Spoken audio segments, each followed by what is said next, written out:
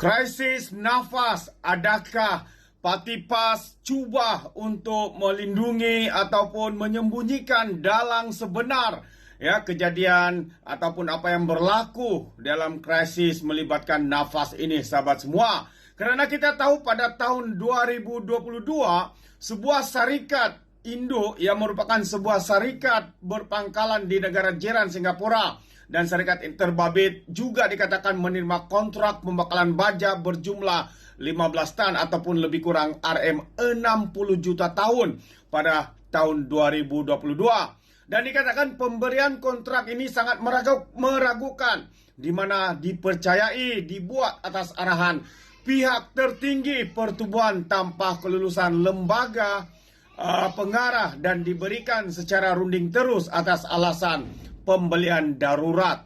Jadi sahabat semua, kalau kita lihat hari ini dalam portal berita Haraka Daily, Pesuruhjaya Paskeda mengatakan krisis nafas ini memberikan ataupun menjejaskan kredibiliti Parti Amanah Negara ataupun lebih lagi ditujukan kepada Datuk Seri Mohamad Sabuh, kerana Datuk Seri pada hari ini adalah Menteri Pertanian dan Keterjaminan Makanan. Dan selain itu dia juga menyatakan ia juga melibatkan ataupun meresahkan reputasi Anwar Ibrahim sebagai Perdana Menteri. Hakikatnya sahabat semua, saya ingin memberikan pendedahan bahawa pada tahun itu, tahun 2022, ini yang ramai yang tidak tahu, mungkin juga tahu tapi sengaja menimbulkan isu ini demi untuk melindungi ataupun menyembunyikan siapakah yang bertanggung jawab. Itu persoalannya. Jadi kalau kita tahu pada tahun ini, pada tahun ketika itu tahun 2022, menterinya adalah Ronald Kiandi dan timbalan menterinya adalah daripada Patipas itu sendiri, sahabat-sahabat semua. Jadi siapakah yang terlibat? Adakah seperti mana yang saya katakan, mereka sedang cuba untuk menyembunyikan dalang sebenar di dalam perkara ini. Jadi hari ini sekali lagi pihak berkuasa ISPRM bakal mendedahkan kenapakah hasil padi petani tidak seberapa.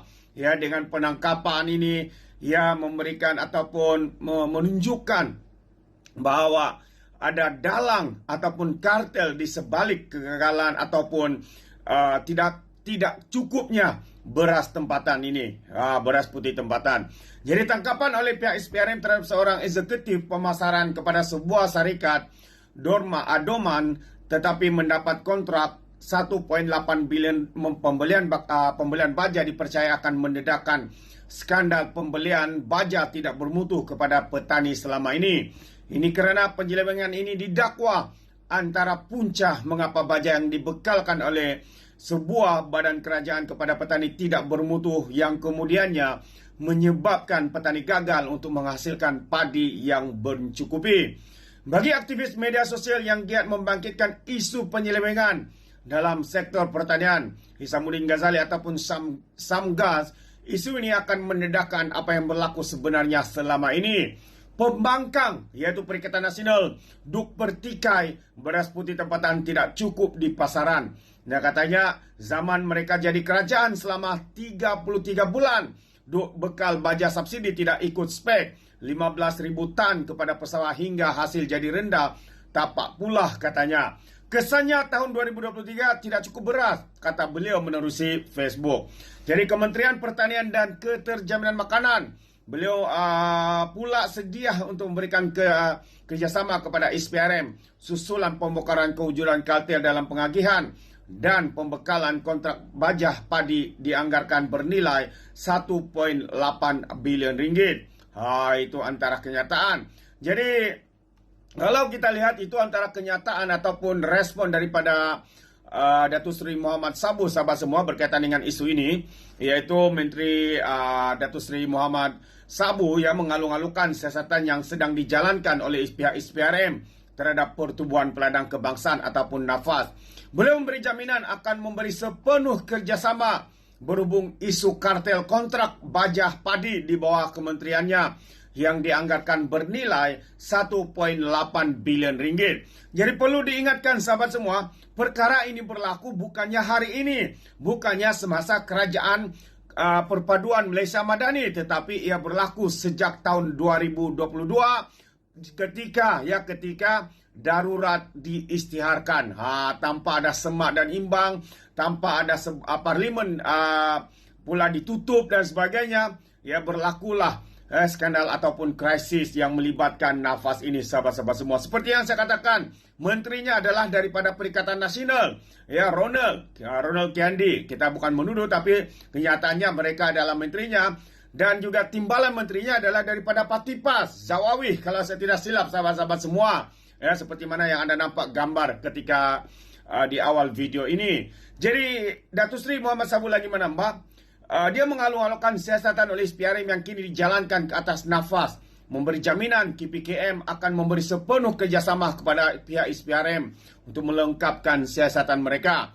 Katanya lagi dalam satu hantaran di Facebook sebentar tadi, ya, hantaran terbuka itu sekaligus memberi isyarat bahawa beliau tidak mempunyai kepentingan peribadi dalam isu berkenaan. Jadi media sebelum ini melaporkan beberapa siri pembongkaran telah dilakukan SPRM di sekitar Kuala Lumpur, termasuklah di Ibu Pejabat Pertubuhan, Kementerian dan 9 syarikat yang mendapat projek pembekalan baja padi. Jadi menurut laporan, projek di bawah kementerian itu juga berjumlah sebanyak 1.8 bilion dianugerahkan kepada pertubuhan terbabit bagi tempoh 30 bulan bermula dari tahun 2021 hingga 2023. Jadi tahun 2021 itu, sahabat semua, sekali lagi, siapakah yang menjadi kerajaan ketika itu? Tidak lain tidak bukan adalah kerajaan PAS dan Bersatu dalam Perikatan Nasional. Jadi siapakah menteri ketika itu? Tidak lain tidak bukan daripada Bersatu, dan juga timbalannya adalah daripada Parti PAS. Jadi pertubuhan terbabit dipertanggungjawabkan untuk menghasilkan baja padi dan mengedarkan kepada pesawat di seluruh negara melalui pejabat pertubuhan di peringkat negeri masing-masing. Hasil siasatan mendapati pertubuhan itu sudah menggunakan 2 kaedah untuk memenuhi kontrak kerajaan, iaitu membeli terus baja padi daripada 5 syarikat pengeluar dan membeli bahan mentah bagi memproses baja daripada 4 syarikat. Justru siasatan SPRM akan menjerumus kepada kesalahan rasuah dalam perolehan baja atau bahan mentah daripada syarikat-syarikat terpilih. Itu antara kenyataan daripada SPRM dan juga respon, ya, daripada Datuk Seri Mohamad Sabu, ya, sebagai menteri di Kementerian Pertanian dan Keterjaminan Makanan. Tahniah kita ucapkan. Dan sehingga itu, sahabat semua, pada 3 November ataupun semalam, 2 bekas pengurus besar pertubuhan Badan Awam telah pun direman untuk disiasat dan juga untuk diambil kenyataan. Jadi kedua-dua suspek lelaki berusia lingkungan 50 hingga 60 tahun yang ditahan SPRM semalam direman dari 5 hingga 6 November ini. Itu antara kenyataan terkini, ya. Dan kedua-dua suspek ditahan bagi untuk membantu siasatan terhadap kartel perolehan baja membabitkan sebuah pertubuhan badan awam yang dipercayai mempunyai unsur rasuah dan salah guna kuasa menurut sumber.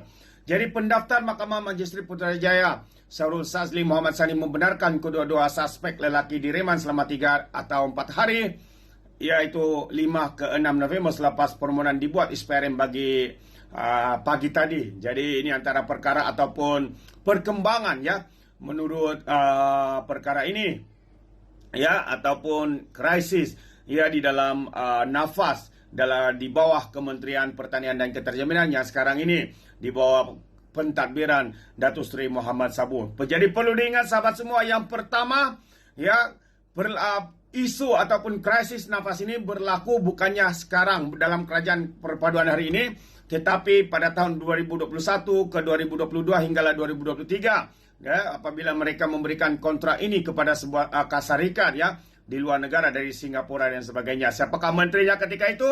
Tidak lain tidak bukan daripada menterinya daripada Parti Bersatu dan timbalannya adalah daripada Parti PAS, sahabat semua. Jadi seperti persoalan yang saya berikan awal tadi, adakah ini cubaan mereka untuk melindungi dan juga menyembunyikan dalang sebenar dalam krisis yang sedang berlaku di dalam nafas ini yang sedang mendapat perhatian Perdana Menteri kita dan juga menterinya itu Datuk Seri Mohamad Sabu. Terbaik, Datuk Seri. Jadi apa pandangan Anda?